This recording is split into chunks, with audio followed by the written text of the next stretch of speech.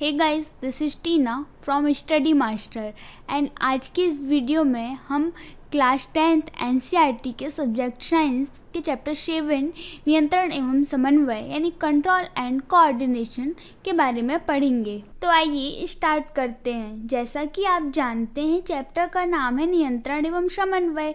तो यहाँ हम सबसे पहले समझेंगे कि नियंत्रण एवं समन्वय से क्या अभिप्राय है। तो सबसे पहले जानते हैं कि नियंत्रण का वास्तविक अर्थ क्या होता है। तो जीवों में विभिन्न कोशिकाएं, ऊतक, अंग एवं अंगतंत्र अनेक प्रकार के कार्य करते हैं। किसी भी सजीव के शरीर में जितने भी अंग हैं, अंगतंत्र हैं, कोशिकाएं हैं, ये अपना अपना कार्य करते हैं और शरीर को जिंदा रखने के लिए सभी भागों का सुचारू रूप से कार्य करना अति आवश्यक है। उदाहरण के तौर पर हम देख सकते हैं कि हमारा हृदय, जो कि हृदय रक्त को पूरी बॉडी में पंप करता है ना।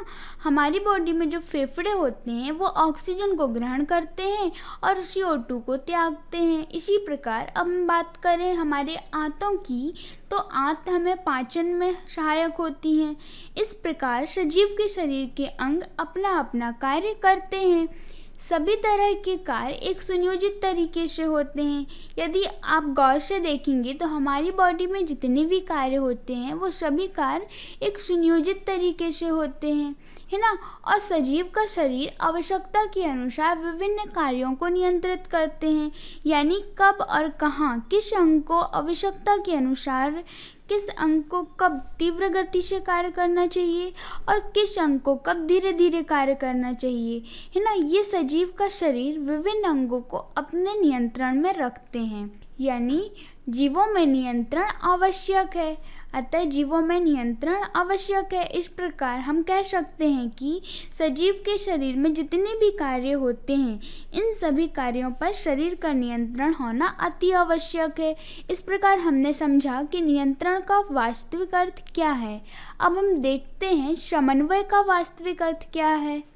इसी प्रकार शरीर के विभिन्न कार्यों के मध्य तालमेल का होना अति आवश्यक है, यानी हमारे शरीर के विभिन्न अंग जो भी कार्य करते हैं उनके मध्य तालमेल होना चाहिए। ठीक है, हम एग्जाम्पल के तौर पे देखते हैं, जब हम बहुत तेज़ गति से दौड़ते हैं, तो जब हम बहुत तेज़ गति से दौड़ेंगे तो क्या होगा, बहुत अधिक ऊर्जा की आवश्यकता होगी, है ना। अब ऊर्जा की आवश्यकता जब हमारी बॉडी को होगी तो इतनी ऊर्जा की पूर्ति कहाँ से होगी।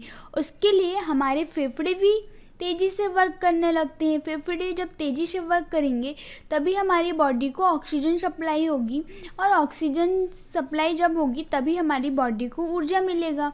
तो यहाँ क्या होगा, ओनली फेफड़े के वर्क करने से ही काम नहीं बनेगा, इसके लिए हृदय को भी तालमेल करना ज़रूरी होगा। हृदय को भी रक्त का पर्याप्त संचार करना होगा। जब हृदय पर्याप्त रक्त भेजेगा तभी तो ऊर्जा, ऑक्सीजन की पूर्ति होगी, जिससे ऊर्जा की पूर्ति होगी। तो इस तरह से यहाँ फेफड़ों और हृदय के मध्य तालमेल का होना अति आवश्यक है। तो इसी तालमेल को समन्वय कहा जाता है। हमारे शरीर के विभिन्न अंगों के जो कार्य होते हैं उनके मध्य तालमेल, इस तालमेल को ही समन्वय कहते हैं। अतः सजीवों में नियंत्रण के साथ साथ समन्वय भी आवश्यक है। ठीक है, तो जिंदा रहने के लिए सजीवों के शरीर में जिस तरह से नियंत्रण होता है, वैसे ही नियंत्रण के साथ साथ सजीवों में विभिन्न अंगों के मध्य जो कार्य होते हैं उनके मध्य तालमेल का होना यानी समन्वय का होना भी आवश्यक है। इसके बाद आता है उद्दीपन। तो उद्दीपन क्या होता है, पर्यावरण में हो रहे परिवर्तन जिनके अनुरूप सजीव अनुक्रिया करते हैं वह अनुक्रिया उद्दीपन कहलाता है। ठीक है, जैसे ठंडा, गर्म, सुगंध आदि पर्यावरण में जो भी परिवर्तन होते हैं, जैसे यदि ठंडा मौसम आता है तो सजीव गर्म कपड़े पहनेंगे, यदि गर्म मौसम आता है तो वो ठंडे में रहना पसंद करेंगे, है ना। तो पर्यावरण में जितने भी परिवर्तन होते हैं उस परिवर्तन के अनुरूप सजीव जो अनुक्रिया करता है उस अनुक्रिया को ही उद्दीपन कहते हैं। अब हम देखते हैं जंतु तंत्रिका तंत्र क्या है। तो जिस प्रकार जंतुओं में परिवहन तंत्र होता है, परिसंचरण तंत्र होता है, पाचन तंत्र होता है, उत्सर्जन तंत्र होता है ना, इसी तरह इनमें तंत्रिका तंत्र भी होता है। तो तंत्रिका तंत्र क्या है, तंत्रिका तंत्र मनुष्य या स्तनियों सभी कोशिकाओं में तंत्रिका तंत्र विशेष प्रकार का ऊतक होता है। तंत्रिका ऊतक द्वारा इनका निर्माण होता है। ठीक है, तंत्रिका तंत्र जो है वो या मनुष्य हो या किसी भी स्तनियों में, सभी जीवों में तंत्रिका तंत्र एक प्रकार का ऊतक होता है, यानी इनका निर्माण ऊतकों से होता है। इस ऊतक में अत्यंत विशिष्ट कोशिकाएं भी पाई जाती हैं। ये जो ऊतक हैं इनमें विशिष्ट प्रकार की कोशिकाएं पाई जाती हैं। ठीक है, तो ये है तंत्रिका तंत्र, जो कि एक प्रकार का ऊतक होता है, ऊतकों से इसका निर्माण होता है और इनमें विशिष्ट प्रकार की कोशिकाएं पाई जाती हैं। अब हम देखेंगे तंत्रिका तंत्र के प्रकार। तो तंत्रिका तंत्र कितने प्रकार के होते हैं? इसमें फर्स्ट है केंद्रीय तंत्रिका तंत्र, सेकंड है परिधि तंत्रिका तंत्र एंड थर्ड है स्वायत्त तंत्रिका तंत्र। इस तरह से छोटे क्वेश्चन में पूछा जा सकता है कि तंत्रिका तंत्र कितने प्रकार का होता है और उनके नाम लिखिए। तो तंत्रिका तंत्र 3 प्रकार के होते हैं। फर्स्ट केंद्रीय तंत्रिका तंत्र, सेकंड परिधि और थर्ड है स्वायत्त तंत्रिका तंत्र। ठीक है, अब यहाँ पे एक छोटा सा टॉपिक आता है ग्राही। ग्राही क्या होता है? तो ये तंत्रिका कोशिका, तो हमें पहले इसके लिए तंत्रिका कोशिका को समझना होगा कि तंत्रिका कोशिका क्या होता है, तो वहाँ से ये ग्राही भी समझ में आ जाएगा। फिर भी छोटा सा पॉइंट है, मैं आपको बता देती हूँ ग्राही क्या है। तो ग्राही वातावरण की सूचना को एकत्रित करके तंत्रिका कोशिका के शीर्ष पर पहुँचाता है। ठीक है, ग्राही क्या होता है? ये वातावरण से सूचना को एकत्रित करता है और इसको जो तंत्रिका कोशिका होती है तो उस तंत्रिका कोशिका के शीर्ष तक पहुंचाता है, किसको? सूचना को, तो उसे ग्राही कहते हैं। और ग्राही हमारे ज्ञानेंद्रियों में उपस्थित होता है। अब हम जान लेते हैं कि तंत्रिका कोशिका क्या है। तो तंत्रिका कोशिका का सर्वप्रथम प्रयोग हेनरिक वेलहम ने किया था। ठीक है, तंत्रिका कोशिका का सर्वप्रथम प्रयोग हेनरिक वेलहम वाल्डेयर ने किया। तंत्रिका कोशिका शरीर की सबसे बड़ी कोशिका है और मनुष्य के शरीर में यह लगभग 100 अरब होती है। इनकी अधिकांश संख्या मस्तिष्क में होती है। ठीक है, ये तंत्रिका कोशिका की संरचना बताई गई है। इसमें सबसे पहले यहाँ पे केंद्रक होता है, इसके चारों ओर कोशिका काय पाया जाता है। ये जो रेड कलर में दिख रहा है ये कोशिका काय है। ठीक है, इसमें जो बालनुमा संरचना होती है इसको द्रुमिका कहते हैं एंड ये तंत्रिकाक्ष कहलाता है एंड ये तंत्रिका तंत्र का अंतिम सिरा। ठीक है, तंत्रिका तंत्र का अंतिम सिरा है। तो इस तरह से ये तंत्रिका तंत्र की संरचना है और तंत्रिका तंत्र का सर्वप्रथम प्रयोग हेनरिक वेलहम वाल्डेयर ने किया था। तंत्रिका तंत्र जो है वो तंत्रिका कोशिका शरीर की सबसे बड़ी कोशिका है। तंत्रिका कोशिका जो है वो हमारे शरीर की सबसे बड़ी कोशिका होती है और मनुष्य के शरीर में ये 100 अरब की संख्या में पाई जाती है। और सबसे अधिक तंत्रिका कोशिका कहाँ पाई जाती है? हमारे मस्तिष्क में। अब हम देखेंगे जो तंत्रिका कोशिका है तो तंत्रिका कोशिका के भी भाग होते हैं।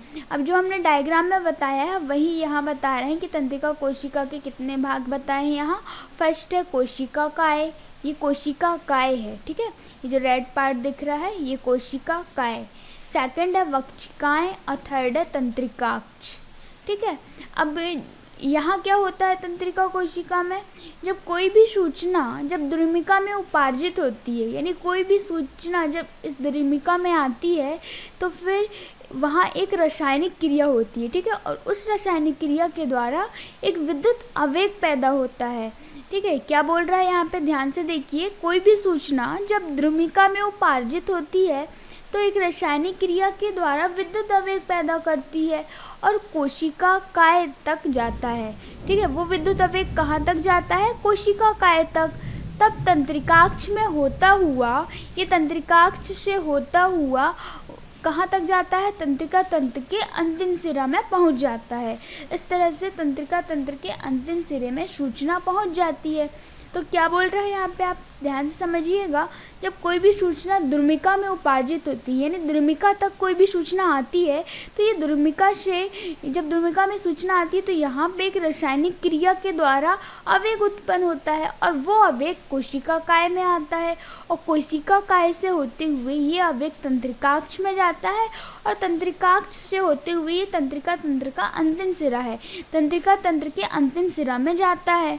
ठीक है, इस तरह से सूचना तंत्रिका तंत्र के अंतिम सिरे में पहुंच जाती है। अब हम देखते हैं प्रत्यावर्ती क्रिया क्या है। तो यहाँ इसकी परिभाषा है कि हमारे शरीर पे होने वाली वह क्रिया जिसकी जानकारी मस्तिष्क को मिलने से पहले ही उस क्रिया की अनुक्रिया हो जाती है, प्रत्यावर्ती क्रिया कहलाती है। ठीक है, यहाँ क्या बोल रहा है कि हमारे शरीर में होने वाली ऐसी क्रिया है जिसकी जानकारी मस्तिष्क को नहीं मिलती और मस्तिष्क के पहले ही उसकी अनुक्रिया हो जाती है, मतलब मस्तिष्क को उसकी जानकारी मिलने से पहले ही उस क्रिया की अनुक्रिया हो जाती है, उसे ही प्रत्यावर्ती क्रिया कहते हैं, है ना। इस परिभाषा को हम आसान भाषा में समझते हैं तो सपोज़ कहीं पर आग जल रहा है, ठीक है, हम उस आग के पास अपने हाथ को ले जाते हैं, है ना, सब गलती से हमारा हाथ या उस आग में चला गया तो क्षण भर में हम अपने हाथ को खींच लेते हैं, तो वो कैसे होता है, वो प्रतिवर्ती क्रिया के ही फलस्वरूप होता है। हम रास्ते में चल रहे हैं, है ना, और सामने कोई नुकीली वस्तु पड़ी है, तो उस नुकीली वस्तु में हमारा पैर जाने से पहले ही जैसे ही हमारी आंख में वो नुकीली वस्तु पड़ती है, हम अपने पैर को साइड में रख लेते हैं, यानी उस नुकीली वस्तु में नहीं रखते, है ना। तो इस तरह से प्रतिवर्ती क्रिया जो है हमारे पैर को नुकीली वस्तु से चुभने से बचा लेती है। ठीक है, तो अब इसकी हम क्रिया विधि देखेंगे तो प्रत्यावर्ती क्रिया में मेरुरज्जु भाग लेती है। प्रत्यावर्ती क्रिया जो होती है तो इस प्रतिवर्ती क्रिया में मस्तिष्क भाग नहीं लेता, इसमें मेरुरज्जु भाग लेता है, जबकि मस्तिष्क का इसमें कोई कार्य नहीं होता।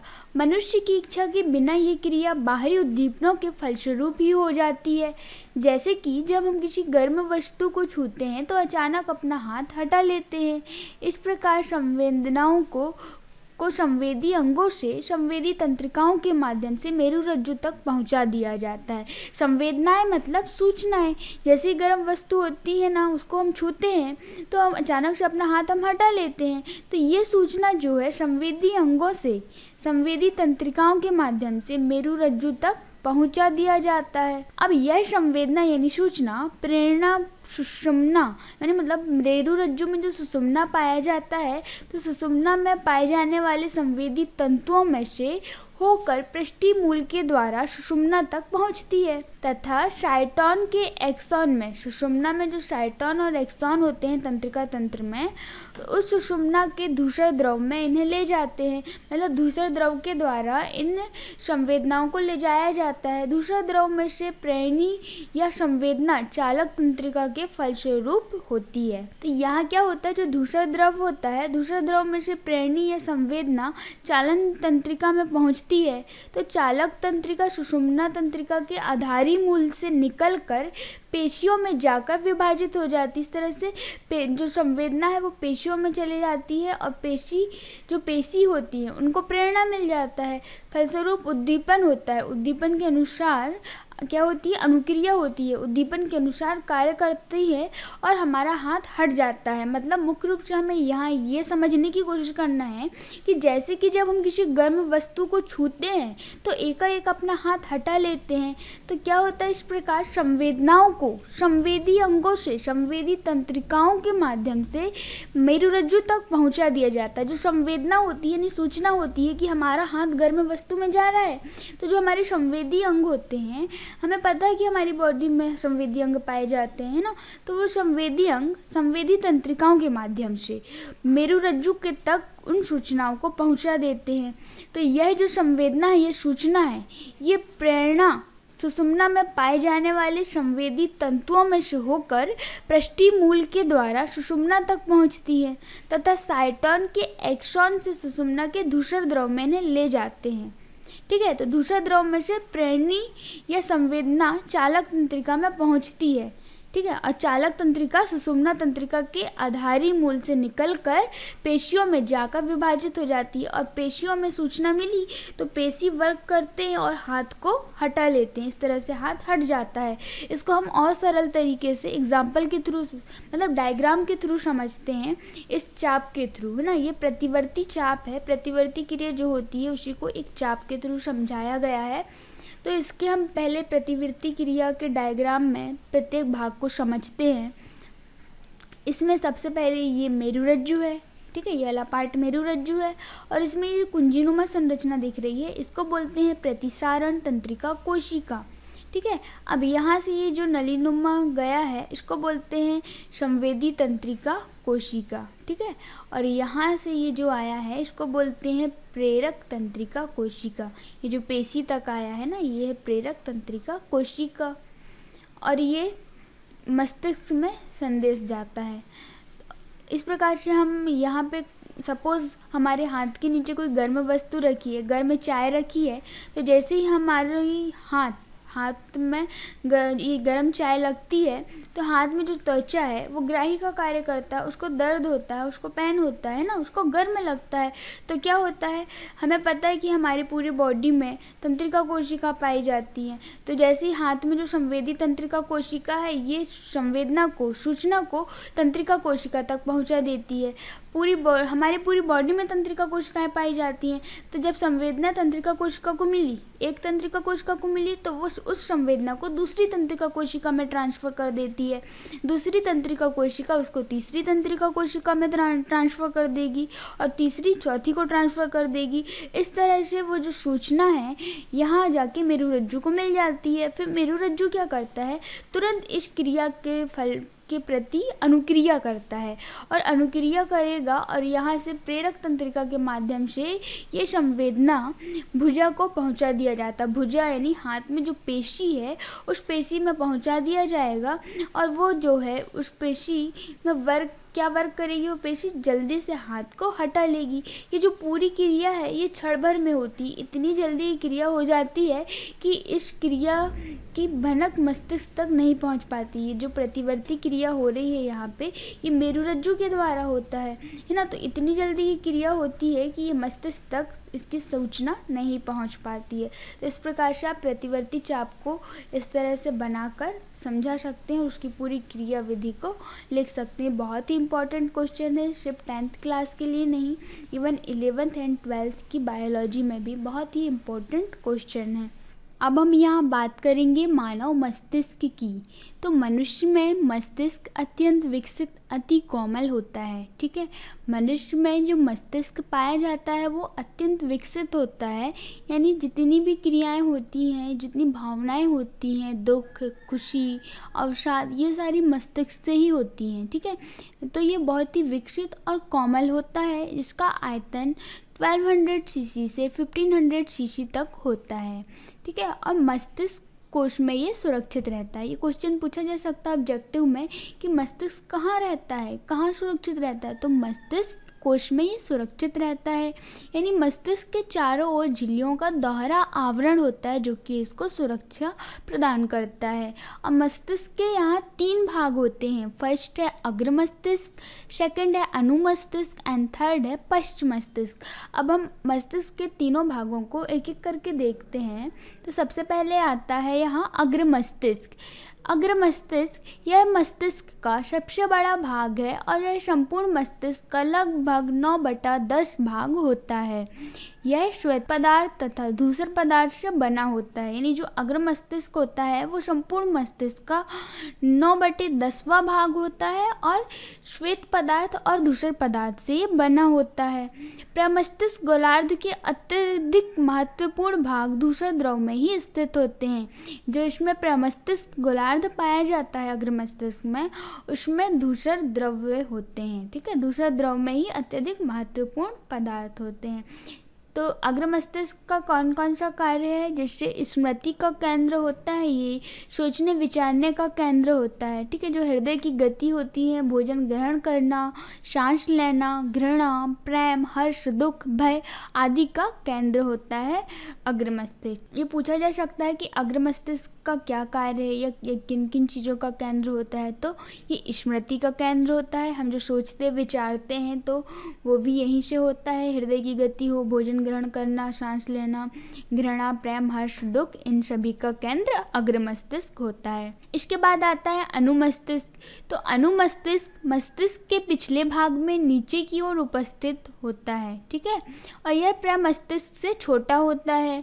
प्रमस्तिष्क से छोटा होता है अनुमस्तिष्क और कूदना, दौड़ना, चलना अनुमस्तिष्क के द्वारा निश्चित होता है। इसी से शरीर का संतुलन बना रहता है। ये भी पूछा जा सकता है ऑब्जेक्टिव में कि शरीर का संतुलन मस्तिष्क के किस पार्ट से होता है, तो ये अनुमस्तिष्क के द्वारा होता है शरीर का संतुलन। और कूदना, दौड़ना, चलना ये सारी क्रिया भी अनुमस्तिष्क के द्वारा निश्चित होती हैं।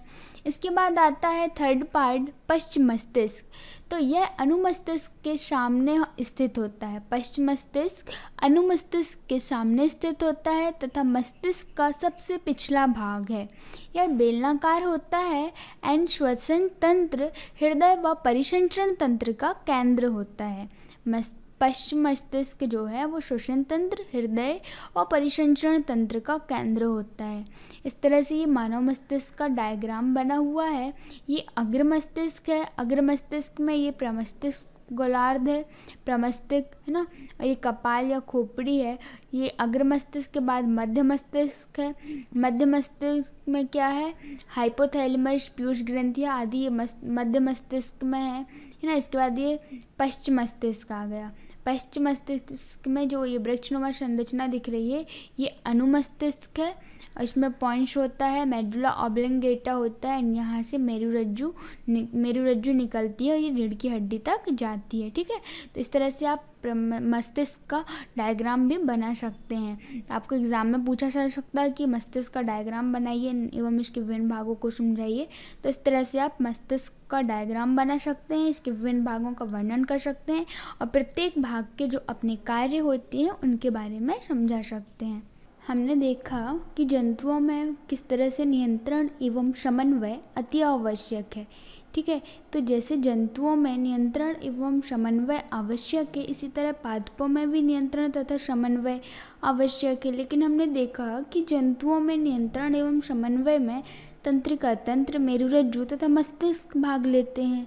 तो क्या पादपों में तो तंत्रिका तंत्र होता है? तो नहीं, पादपों में ना तो तंत्रिका तंत्र होता है और ना ही पेशियां होती हैं। अतः वे उद्दीपन के प्रति अनुक्रिया करते हैं। तो वे उद्दीपन की प्रति कैसे अनुक्रिया करते हैं हम देखते हैं। इस आधार पर पादपों में दो प्रकार की गति होती है। फर्स्ट है वृद्धि पर आश्रित गति एंड सेकंड वृद्धि से मुक्त गति, है ना। तो जब छुई के पौधे को छुआ जाता है, छुई के पादप की पत्तियां छूते हैं तो वे मुड़ना प्रारंभ कर देती हैं तथा नीचे झुक जाती हैं। ये देख रहे हैं आप, छुई के पादप की पत्तियां हैं, जब इसको छुआ जाता है तो ये मुड़ना प्रारंभ कर देती है और नीचे की ओर झुक जाती है। जानते हो क्या होता है? छुई की पत्तियां स्पर्श की अनुक्रिया से बहुत तेजी से गति करती हैं। इस गति से वृद्धि का कोई संबंध नहीं है। मतलब छुई के पौधे में जो छुई की पत्तियों को छूने से वो नीचे की ओर झुक जाती है, इसका वृद्धि से कोई संबंध नहीं है, यानी ये वृद्धि से मुक्त गति होती है इसमें। तो अब सेकंड टाइप है वृद्धि पर आश्रित गति। वृद्धि पर आश्रित गति कैसी होती है? वो उद्दीपन के प्रति अनुक्रिया करते हैं, उसको बोला जाता है वृद्धि पर आश्रित गति। तो वृद्धि पर आश्रित गति फर्स्ट है प्रकाशानुवर्तन गति। प्रकाशानुवर्तन मतलब जो प्रकाश के प्रति गति करे, प्रकाश के प्रति जाए, है ना। इसमें भी पॉजिटिव और मतलब धनात्मक और ऋणात्मक होती है। प्रकाशानुवर्तन गति जो होती है वो धनात्मक भी होती है और ऋणात्मक भी होती है। सेकंड गुरुत्वानुवर्तन। गुरुत्वानुवर्तन मतलब जो गुरुत्वाकर्षण की ओर गति करे, यानी नीचे की ओर गति करे, ये भी धनात्मक भी होती है और ऋणात्मक भी होती है। थर्ड है जलानुवर्तन। जलानुवर्तन यानी जो जल की ओर गति करे, उस गति को जलानुवर्तन गति कहा जाता है। जलानुवर्तन गति भी धनात्मक भी हो सकती है और ऋणात्मक भी होती है। फोर्थ है रसायनावर्तन। रसायनुवर्तन यानी जो रसायन की तरफ गति करे तो उसको रसायनुवर्तन कहते हैं। रसायनुवर्तन गति भी धनात्मक भी होती है एंड ऋणात्मक भी होती है। इस तरह से पादपों में 2 टाइप की गति होती है, वृद्धि पर आश्रित गति एंड वृद्धि से मुक्त गति। तो छुई के पौधे में जो गति होती है वो वृद्धि से मुक्त गति है, उसका वृद्धि से कोई संबंध नहीं है। लेकिन वृद्धि पर आश्रित गति, ये 4 टाइप है वृद्धि पर आश्रित गति, जो कि उद्दीपन के प्रति अनुक्रिया करते हैं। ठीक है। अब हम यहाँ पे एग्जाम्पल के थ्रू समझते हैं। इस डायग्राम में आप देख रहे हैं यहाँ एक बंद कमरे में एक पौधे को रख दिया गया है कॉनिकल फ्लास्क में, और यहाँ ओनली वन विंडो को ओपन कर दिया गया है जहाँ से प्रकाश आता है। तो ये जो पौधा है, पौधे के तने, पत्तियाँ और शाखाएँ प्रकाश की तरफ गति करती हैं, और जो पौधे की जड़ें हैं वो गुरुत्वाकर्षण की ओर गति कर रही हैं। यानी यहाँ पे जो पौधे के तने, पत्तियाँ और शाखाएं हैं ये प्रकाश की तरफ गति कर रहे हैं। तो ये यहाँ पे प्रकाशानुवर्तन गति हो रही है, यानी शाखाओं में, पत्तियों में और तना में प्रकाशानुवर्तन गति हो रही है। ये इसलिए हम बोल सकते हैं कि यहाँ पे धनात्मक प्रकाशानुवर्तन है और यहाँ ऋणात्मक प्रकाशानुवर्तन, क्योंकि जो जड़ें हैं वो गुरुत्वाकर्षण की ओर गति कर रही है, तो इसको धनात्मक गुरुत्वानुवर्ती बोल सकते हैं। ठीक है। तो ये पौधों में प्रकाशानुवर्तन का एग्जाम्पल है ये डायग्राम। यहाँ पे बंद कमरे में पौधे को रख दिया गया है और एक विंडो को ओपन कर दिया गया है जहाँ से प्रकाश आता है। तो जो पौधे की पत्तियाँ, शाखाएं और तना है वो प्रकाश की ओर गति करती है, यानी शाखाओं में, पत्तियों में और तना में प्रकाशानुवर्तन गति हो रही है। हम दूसरा एग्जाम्पल देखते हैं इस डायग्राम से। यहाँ पे एक पौधे की पत्ती को, यानी पौधे के को गमले में लगाया गया है और गमले को उल्टा के रख दिया गया है। तो इससे क्या होता है, जो पौधे के तने, शाखाएं और पत्तियाँ हैं वो ऊपर की ओर गति कर रही हैं, यानी प्रकाश की ओर गति कर रही हैं, और जो इस पौधे में जड़ें हैं वो जड़ें नीचे की ओर गति कर रही हैं, यानी ये नीचे की ओर गुरुत्वाकर्षण की ओर गति कर रही हैं, मिट्टी की ओर गति कर रही हैं। यानी यहाँ पे जड़ों में धनात्मक गुरुत्वानुवर्ती गति हो रही है और तने, शाखाएं एवं पत्तियों में ऋणात्मक गुरुत्वानुवर्ती गति हो रही है। ये ऋणात्मक गुरुत्वानुवर्ती है और धनात्मक प्रकाशानुवर्ती है, और जड़ों में धनात्मक गुरुत्वानुवर्ती गति हो रही है। इसके बाद थर्ड एग्जाम्पल हम देखते हैं जलानुवर्तन का। ना, जलानुवर्तन में क्या होता है, जो पौधा होते हैं, पौधे में जो जड़ होती हैं वो जड़ों की वृद्धि जल की दिशा में होती है। ठीक है। जड़ों की वृद्धि की दिशा क्या होती है, जल की दिशा। सपोज ये कोई नदी है, नदी में कोई पेड़ लगा है, तो नदी में जल की धारा जिस ओर होती है, यानी जल इस साइड बह रहा है, नदी का पानी इस साइड बह रहा है, तो जो जड़ें हैं पौधे की वो भी इस साइड गति करेंगी, यानी जो जड़ें हैं वो जल की दिशा में गति करते हैं। तो इसको हम बोल सकते हैं जलानुवर्तन गति, जो जल की ओर गति करे। नेक्स्ट डायग्राम है रसायनुवर्तन का। हम रसायनुवर्तन गति को कैसे समझ सकते हैं, परागनली से। जो परागनली होती है, परागनली वो रसायन की ओर गति करती है। ये परागनली देख रहे हैं आप, ये बीजांड की ओर गति करती हैं। क्यों? बिकॉज बीजांड में क्या होता है, रसायन होता है ना। तो रसायनुवर्तन का ये एक उदाहरण है।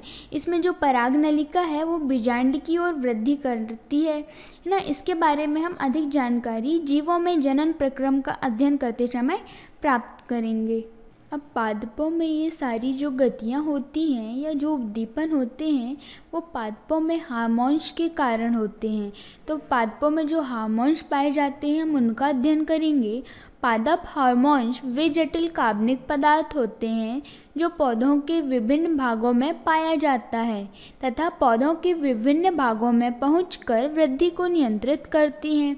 यानी पादप हार्मोन्स क्या होते हैं, एक प्रकार के जटिल कार्बनिक पदार्थ होते हैं और ये पौधों के विभिन्न भागों में पाए जाते हैं। विभिन्न भागों यानी जड़, तना, पत्तियों, शाखाओं, यहाँ पे ये पाए जाते हैं और पौधों के विभिन्न भागों में पहुंचकर उनकी वृद्धि को ये नियंत्रित करते हैं। अब हम पादप हार्मोन्स के बारे में पढ़ते हैं कि कौन कौन से पादप हार्मोन्स हैं। यहाँ पे मुख्य रूप से 4 प्रकार के पादप हार्मोन्स के बारे में बताया गया है। फर्स्ट है ऑक्सिन हार्मोन्स, सेकंड है जिब्रेलिन्स हार्मोन्स, थर्ड है साइटोकाइनिन हार्मोन्स एंड फोर्थ है एब्सिसिक हार्मोन्स। ठीक है, तो हम एक एक करके इनके बारे में पढ़ते हैं। फर्स्ट हार्मोन है ऑक्सिन हार्मोन्स। यह पौधों की शाखाओं के अग्रभाग पर बनता है, यानी जो पौधे होते हैं उनकी शाखाओं के अग्रभाग में ऑक्सिन हार्मोन्स का निर्माण होता है और ये कोशिकाओं की लंबाई में वृद्धि करते हैं और ये प्रकाशानुवर्तन में सहायता प्राप्त करते हैं। यानी जो ऑक्सिन हार्मोन है वो पौधे के अग्रभाग में बनता है और अग्रभाग में जो प्रकाशानुवर्तन कोशिकानुवर्तन की गति होती है उसमें ये मदद करते हैं और कोशिका की लंबाई में वृद्धि करते हैं। सेकंड है जिब्रेलिन हार्मोन्स। जो जिब्रेलिन हार्मोन्स होता है वो तने की वृद्धि में सहायक होते हैं। ठीक है, जो तने में जो वृद्धि होती है उसमें जिब्रेलिन हार्मोन मुख्य रूप से सहायक होता है। थर्ड है साइटोकाइनिन हार्मोन्स। कोशिका विभाजन तीव्रता से लाता है। जो साइटोकाइनिन हार्मोन्स है, इस हार्मोन्स के कारण ही पादप कोशिका में विभाजन होता है और फल व बीजों को अधिक मात्रा में ये पाया जाता है। यानी ये फलों व बीजों में अधिक मात्रा में पाया जाता है साइटोकाइनिन हार्मोन। एंड फोर्थ है एब्सिसिक हार्मोन। जो एब्सिसिक हार्मोन्स है ये तीनों हार्मोन के विपरीत होता है। ये एब्सिसिक अम्ल होता है एक्चुअल में, तो ये जो है वृद्धि को रोकता है और पत्तियों का मुरझाना, जो पत्तियां मुरझाती हैं वो एब्सिसिक अम्ल के कारण होती हैं और ये वृद्धि को रोकता है। यानी ये इन तीनों हार्मोन्स के विपरीत कार्य करता है। यदि हम एक बार में इनको देखें सरल रूप में, तो जो ऑक्सीन हार्मोन्स हैं ये पौधों के अग्रभाग में लंबाई में वृद्धि करता है और प्रकाशानुवर्तन में सहायता करता है। और जबकि जो जिब्रेलिन हार्मोन है वो तने की वृद्धि में सहायक होता है और जो साइटोकाइनिन हार्मोन है वो फलों व बीजों की वृद्धि में सहायक होता है, फल व बीजों के निर्माण में सहायक होता है। लेकिन जो एब्सिसिक हार्मोन है इनके पतन में सहायक होता है। ये वृद्धि को रोकता है और पत्तियों को मुरझाता है, पत्तियों का पतन करता है। ठीक है, अब हम बात करेंगे कुछ प्रमुख जंतु या मानव हार्मोन्स की। तो मानव हार्मोन्स क्या होते हैं? तो हमारे शरीर में नियंत्रण एवं समन्वय का कार्य तंत्रिका तंत्र एवं हार्मोन्स के द्वारा किया जाता है। हमारा जो शरीर है यानी मानव का शरीर या फिर किसी जंतुओं के शरीर की हम बात करें तो इनमें नियंत्रण एवं समन्वय का कार्य एक तो तंत्रिका तंत्र के द्वारा होता है एंड हार्मोन्स के द्वारा होता है। अब हम बात करें कि हार्मोन्स क्या होते हैं, तो हार्मोन्स वे कार्बनिक पदार्थ होते हैं जो विभिन्न जैविक क्रियाओं पर नियंत्रण एवं समन्वय स्थापित करता है, उसे हार्मोन कहते हैं। यानी हार्मोन मुख्य रूप से जैविक क्रियाओं पर नियंत्रण एवं समन्वय करते हैं, यानी कंट्रोल एंड कोऑर्डिनेशन करते हैं। इन्हें हार्मोन्स कहा जाता है। जैसे हम बात करें यदि हमारे शरीर में रुधिर में रक्त में यदि शर्करा की मात्रा बढ़ जाए तो जो हमारी अग्नाशय कोशिकाएं होती हैं वो अग्नाशय कोशिकाएं इनको डिटेक्ट कर लेती हैं और वो इंसुलिन हार्मोन का स्रावन करने लगते हैं। तो क्या होता है, शर्करा की मात्रा कम हो जाती है। शर्करा की मात्रा बढ़ जाने पर इंसुलिन हार्मोन का स्रावन ज़्यादा होने लगता है और शर्करा की मात्रा कम होने पर इंसुलिन हार्मोन कम स्रावित होने लगता है। इस तरह से जो अग्नाशय कोशिकाएं होती हैं वो डिटेक्ट कर लेती हैं और हार्मोन का स्राव को बढ़ा देती हैं। बिकॉज हमें पता है कि जो हार्मोन होते हैं वो जैविक क्रियाओं में नियंत्रण एवं समन्वय करते हैं। अब हम बात करें फर्स्ट थायरॉक्सिन हार्मोन की, तो जो थायरॉक्सिन हार्मोन है वो मनुष्य में थायराइड ग्रंथि से स्रावित होता है। ठीक है, मनुष्य में थायराइड ग्रंथि से थायरॉक्सिन हार्मोन स्रावित होता है और थायरॉक्सिन हार्मोन कार्बोहाइड्रेट, प्रोटीन तथा वसा के उपापचय का हमारे शरीर में नियंत्रण करता है। शरीर में मेटाबॉलिज्म को भी नियंत्रित करता है और इसको शरीर में बनाने के लिए आयोडीन आवश्यक है। यदि बॉडी में थायरॉक्सिन हार्मोन बनाना है तो इसके लिए आयोडीन का होना आवश्यक है।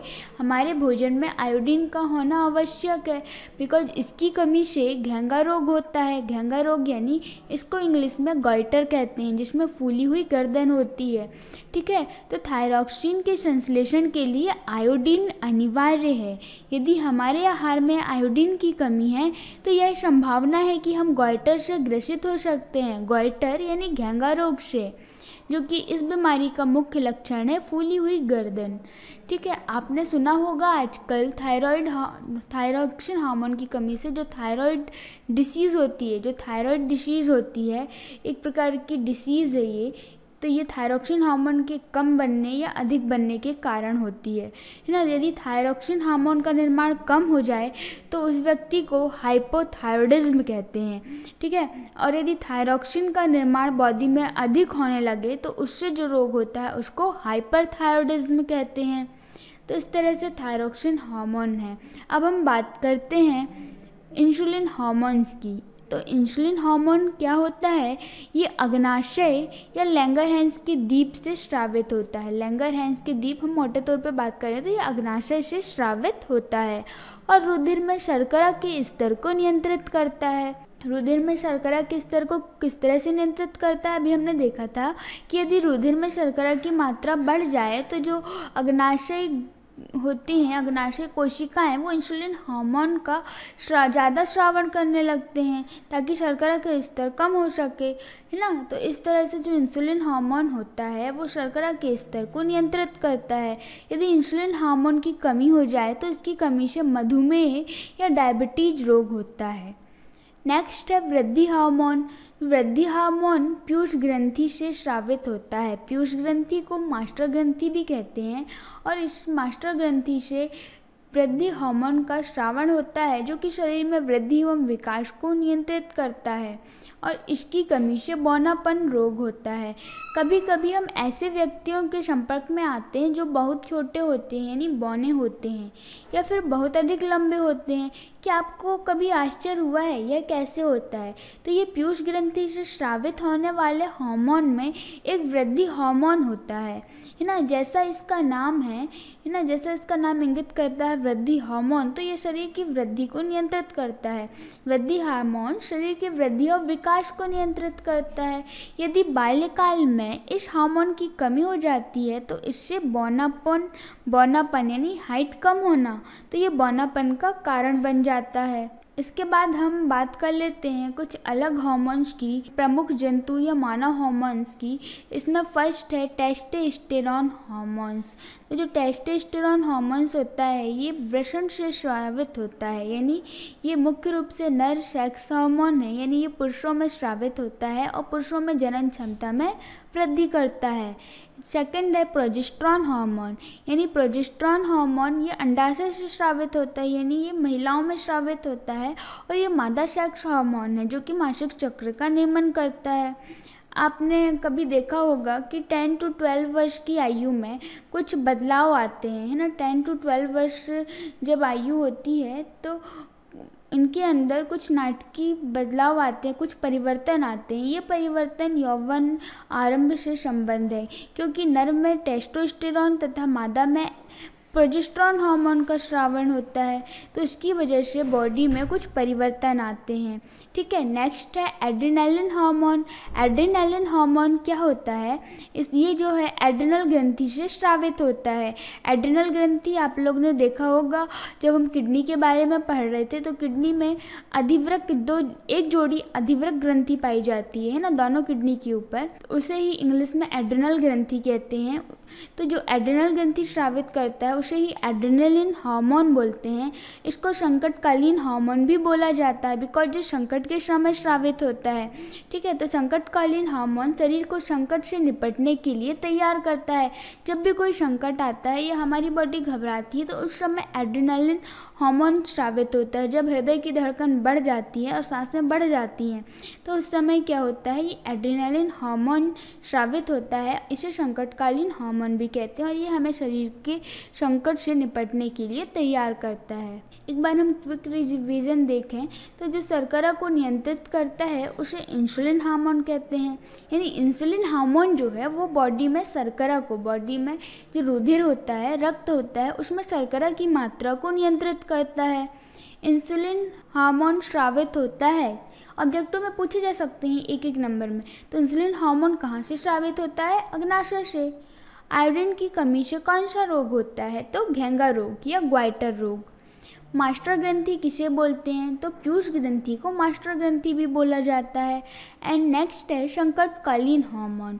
ये पूछा जा सकता है कि संकटकालीन हार्मोन किसको बोलते हैं, तो एड्रेनलिन हार्मोन को संकटकालीन हार्मोन बोला जाता है।